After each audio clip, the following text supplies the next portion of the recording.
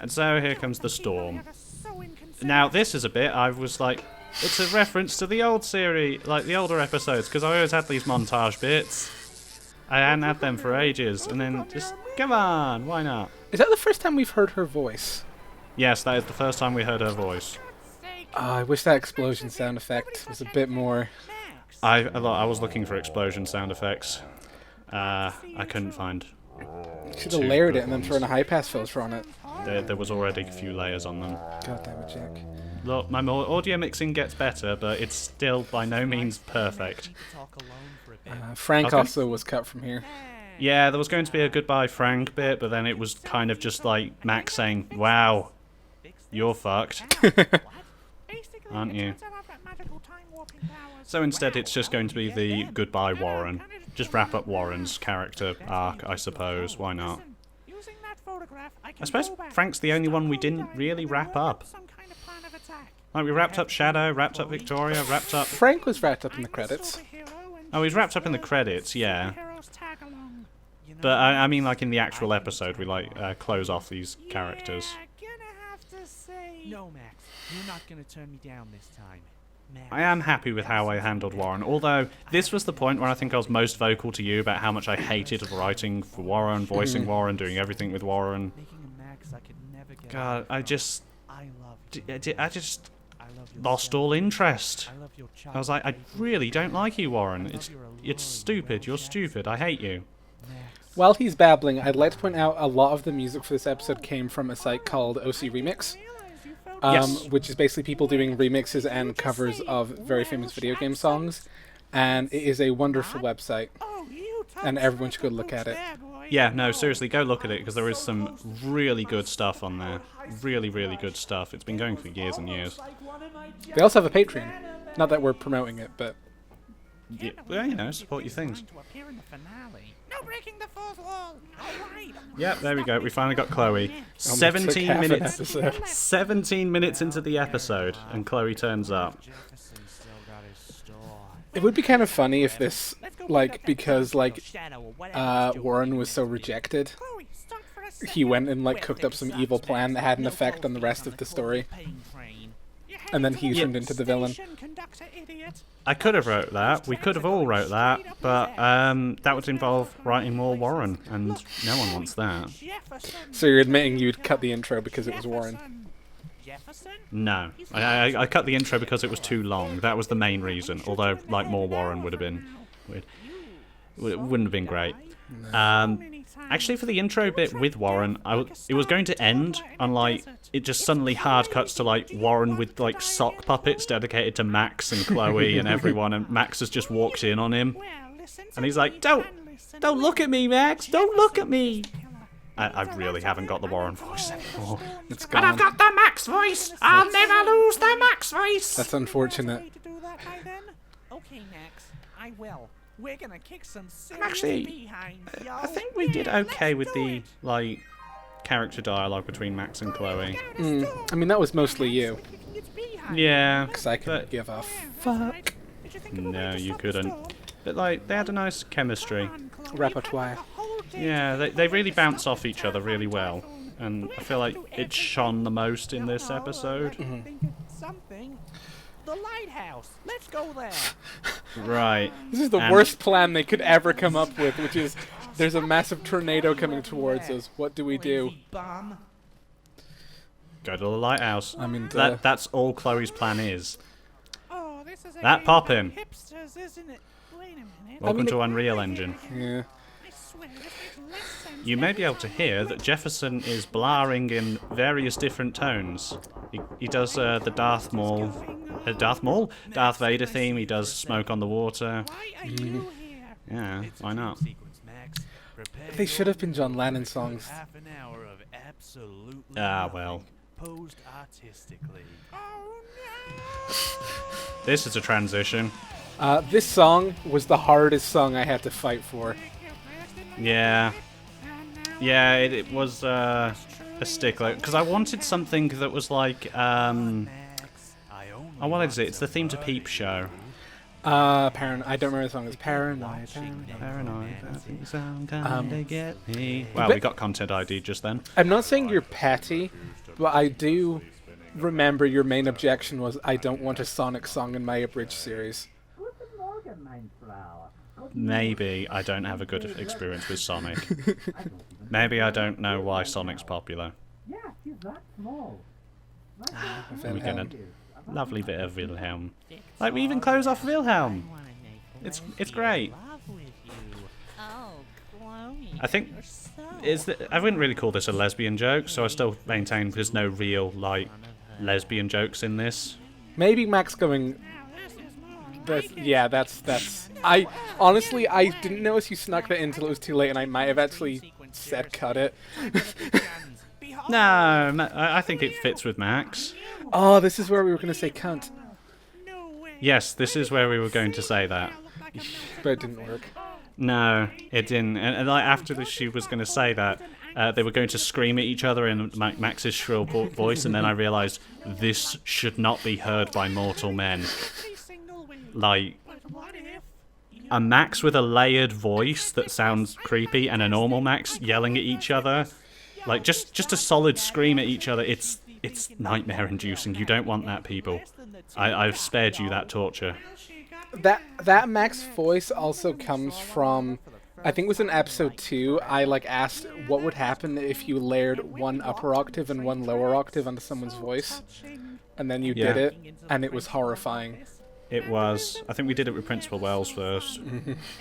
But, you know, that's the joys of learning an editing program. You just experiment, and then you find some new stuff that you can use later. And now we can approach the ending segment. Now we approach actual sincerity. Actual sincerity that might have been devised just to make the following joke funnier. Yeah. Sincerity. Yeah. I do like how she says, I'm not in a hurry to dream again, because my god, that dream sequence. It does go on for a lot, especially in the game. Yeah, and when has a dream sequence ever really added anything to any proper, like any film, game, anything? And I think at the end of the dream sequence in the game, it also asks you to collect bottles again. Yeah, I had nightmares about that. Which is sort of a war crime. Yeah, I think so. I think DontNod were actually arrested after that. I think if we had done a joke in episode 2 about collecting the bottles, probably would have like brought it up in the dream sequence. Yeah. But we didn't. So we're just gonna carry on and move on to the actual like important bit of the story, because this is where the game all comes together. This is where everything's like been building up to. A or B? The fully clue climax. But it's time to accept it. Well, I mean, it's not quite fully coolly, but yeah. But it is a climax. It is a climax. Big climax. The whole town has to die. Then it's not worth living. I just caught her saying the whole town has to die. I'm like, She did. go on, Chloe. If the coal town has to die. I know. Right, I wish I had cut it there. Like her stopping saying, it's okay, Max. I'm okay with saving the world this way. This bit's kind of superfluous. I think I was just like trying to stick a little bit closer to the story. And I thought, I've got to get the kiss in. Because that's how you get it sincerity. Yeah, that's how you get it most sincere. Mm-hmm. And it's a great transition to your cover. In which I sound very ill. Good Well, you times. managed to... You mastered it very, very well. Okay. I will. This is probably the most elaborate, like, song thing I did. This took quite a few days to do. Yeah, you were not happy with it, like, so many times. You're like, here's the final version. No, that version's terrible. Here's the real final version. Basically, so I don't watch Rick and Morty, but there is a very famous sequence now at the end of Rick and Morty Season 2 that uses Hurt. It's a very, very good segment. And this is where I got the idea to use Hurt. Yeah, you just said, hey, you've been watching Rick and Morty. We should use Hurt. I'm like, I haven't seen that bit yet. He's like, oh, well, they use Hurt in Rick and Morty at one point. I'm like, you haven't even watched it. You watched, like, the pilot, and then you just left it. Yeah. And that's where you still left it. Sounds about right. Watch Rick and Morty. God damn it. There's no vinyl scratching here. I thought let's not do the vinyl scratching. That would kind of be a bit much. Yeah. Also, the whiteness around the edges, I could have done. Last week, I discovered how to properly put like white around the edges in a dreamlike sequence. These ones, it's like in a frame. No, I know how to do it now. It's really not that noticeable. It's noticeable to me. I'm a failure as an editor. However, this last shot is a bit damp. Yeah. But this is the best. That was a good transition. Yeah. I was like, man, could I do that transition? Oh wait, that was actually ridiculously easy to do. So Jack, please explain to the class why David Cage. Okay. So, the second we got to the ending, I thought, no. No. Right, okay, so, like, you're telling me that Chloe is the catalyst for all this? No, the storm happens. I immediately, as soon as I saw this, I knew I was going to end it this way. In which I'm going to combine both the endings. And, like, David Cage is God. Because the issue with the game's ending is that it does make this assumption that because Chloe didn't die, a storm happens, which is such a bizarre logical leap. Yeah. Why is it here? Yeah, it's strange. It's this. It doesn't really make sense. Like, there's multiple times where Chloe's died, but it's because Chloe survived during that one moment that storm's gonna come. Why? That's silly. Why not? A storm's coming anyway, and it's like, and David Cage gave Max her powers so that she could save as many people as possible. But instead of all that, Max went off on silly adventures and went swimming. Sounds about right. It was wonderful. This was an extended moment with David Cage, though, to go back behind the scenes about voice acting, and I was really struggling to get my French accent right. And to be honest, I would have changed it, but you asked me to like keep it as it was because like you would sync the music to this, which, by the way, original music written by Fargo here. It was okay. I also actually just liked your first take a lot. Yeah. Well, I mean, you'd been hearing me practice, so... Yeah. Yeah, out of all the flashback bits, that's the only time where I used, like, the actual, like, audio. Just the same audio from the episode. Like, none of the episode 1 stuff, like... Despite the game flashing back to it, I never used any of the old episode 1 stuff. Like, I've made new recordings of everything. Because I had a better microphone now. The music for this is it's not based off, but I took inspiration from, there is a score by Philip Glass called Koi and His Catsy, which is very organ-driven. And I sort of like this idea of a giant David Cage head emerging to an organ. Just a slow, lumbering organ. It reminds me of Interstellar. That's because Interstellar is also very much influenced by Koi and His Catsy. The more you know. And the knowing is a bit of the battle. You still have to actually like do the fighting part. Yeah. Nice reference to Donnie Darko, the first joke of the series. Still haven't watched Donnie Darko. Might get around to it. One day. You did watch The Butterfly Effect though, which is a vastly inferior film. Yeah, but we've already brought that up on the commentary. And this is just depressing. Yeah. I mean, I don't... I haven't seen many Abridged series that like really go for emotions. Like, I think there are a few moments where they're like, man, we can't get away with doing anything but I don't think any of them have like done it so bleakly as this. I mean, it's the only thing that made sense.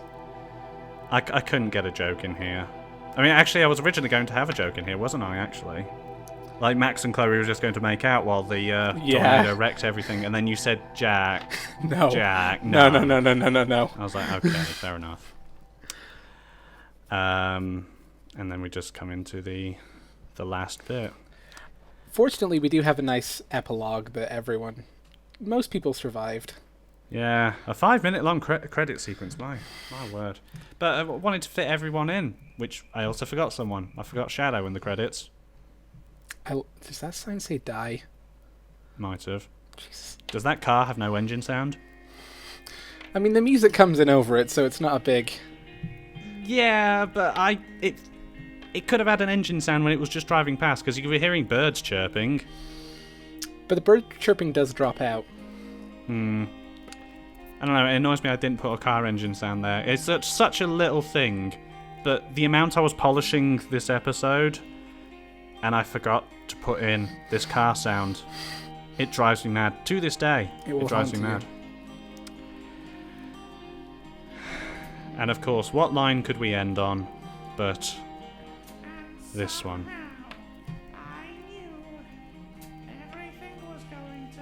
They're driving very quickly. Well, of course, they're driving away from a natural disaster that they will not take responsibility for. And the Undertale remix. Yeah, you were insisting on this. I felt it had the right vibes to go out on. Yeah, I was pensive at first, but, you know, I came around. I put it in, and I think it definitely works. Why did we start like, and here's what happened to Principal Wells? Because this is the burning question. Everyone wants to know what happens to Principal Wells. I think it's just because I wrote most of these in the Google Doc, and this was the I wrote them in whatever order came to... Oh, so you spelled my name wrong, thank you. Yeah, I know. This, like, you just went in the order I wrote them in? Yeah. Yeah, I suppose so. It was just whatever characters we thought of first. I mean, we needed to, like, say what happened to Jefferson. Also, this came just near the end when you were finishing off. I just barged in and was like, can you say Super Musical Director Haruhi Suzumiya? Sure. That was my joke. It moves out the way of the tornado and falls off a cliff. Why not? Yeah, and then we get a big long music in order of appearance. Yeah, Pompidou comes like... I literally put in Pompidou because I needed to fill up one more space. And I didn't realise that I didn't actually put in Nathan. I did fill it in the comments later when someone pointed it out. I don't remember exactly what I said, but I think it consists of, like, Nathan wasn't buried alive, he just fell into a hole and couldn't get back out. So Nathan Shadow or Dante or not important, in case you're confused, because he's not Nathan in this series. God, this is such a good remix. I can't remember who does it, but it's... I think it's Overclocked University. No, but I don't remember the actual remixer for this one. I'm not sure. Needed to cap off Alyssa. Literally. There's a lot of songs in there. Yeah, we agonised this about for a bit, and then I think you wrote this for a joke, and I'm like, yeah, why not? This is actually a reference to a BBC radio podcast called Wittertainment, which is a film review show. Oh, I didn't know this. In which they say, and I'm like not even joking. Oh, right. It's a running joke, and I just used it. Fair enough. Also, you just missed the moment with Warren. When Warren survived, Max was displeased. We were both convinced that Janitor was going to have some sort of Twin Peaks-esque re-emergence. He's got a bunch of Rachel's photographs in his thing. I don't remember why that was the case. It's because the game's last episode is not the last episode they were going to make. Possibly, yeah. That's definitely it. Yes, thank you, Sony Vegas, for crashing. And Adobe was being weird in strange ways, because after I finished making this episode, I couldn't get the sound to come through my speakers anymore. Kept you on your feet, yo. Yeah. Matson's tracking down David Cage. And yes, thank you, everyone. Oh, well, you're welcome. Everyone. Because this has been a wonderful experience. And yeah, thanks for watching a 35-minute long episode. I've not seen an Abridged series episode longer than this. The longest I've seen is the Team 4-star movies, like they do the Dragon Ball Z movies. Mm-hmm. Those are 30 minutes. Then again, we am sort of cheating because there is a 5-minute long credit sequence in this. Yeah. But it does have story material. Yeah, it does. And then Max and Chloe just road trip around America. Also, I realize now it should have been didn't help anybody, which is the correct grammar. Well. It's fine. Yes, fan-based parody. Please support the official release. Please buy Life is Strange merchandise. Please. I think there's actually a shirt you can buy about Max's plant. Please buy that in memory of Max's plant, because Max's plant died, canonically, because DontNod killed our plant! Poor plant. Didn't deserve this. Didn't deserve this terrible bug. Ugh. So, quickly, I feel we should talk about what the original ending credit was going to be, which involved everyone dying and going to Wilhelm Heaven. Yes, everyone was originally going to die, and pretty much exactly what you said there. They were going to be like, so wait, we died? Oh my god, I can't believe I'm dead, ah! And then all of a sudden, Wilhelm would come along and say, just what I was looking for. New specimens. And I think I sort of felt like, I mean, there were two things behind this. One is that my entire role in the series was thinking up jokes that would be really hard to edit because I didn't have to do the editing. And the second was, it felt a little too mean-spirited. It did. I think there was also another problem of, I mean, you're bringing up the idea of thinking up jokes that are really hard to edit, because you always thought of jokes that had like, oh, so there's next to no footage in this scene. What if it was like 3 paragraphs long joke? Like, you often did that, but in this stinger, it would have been a massive pain to edit. Yeah. Like, there's no footage to go off of, and my first thought was, I could commission someone to, like, do a little illustration of, like, Wilhelm walking in, like, silhouetted through a door. But I'm not... It didn't really come to fruition. And also would have made the episode even longer, and, my god, 35 minutes is already too long. Yeah. Although when you originally had the Wilhelm idea, I think you also didn't... The idea for giving everyone, like, an epilogue text wasn't a thing. Yeah. Yeah, no, I think the epilogue text was sort of a replacement for that. Oh, well. Wilhelm will be remembered. Wilhelm will always be remembered. And that's it. That's Life is Strange Abridged.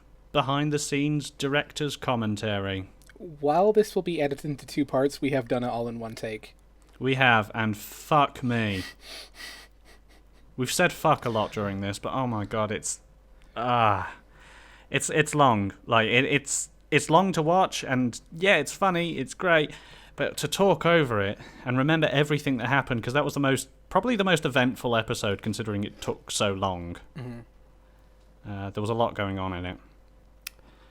But that means next time you hear from us, we'll be answering questions. So your questions. Put your questions in the box thing below the video. Yeah, put your questions in the comments. Yeah, and we'll answer them. Or you can message me on Twitter at Jack and Calamon. Don't worry about spelling that. I'll put it in the description. Hopefully, if I remember. I should remember. You won't remember. I should. I do actually listen to these. I'm not going to give this a sample text out of 10. Just in case, Jack and Calamon is spelled. I'm not going to put that in. I'm not going to put that in. That person has nothing to do with this series. They will now.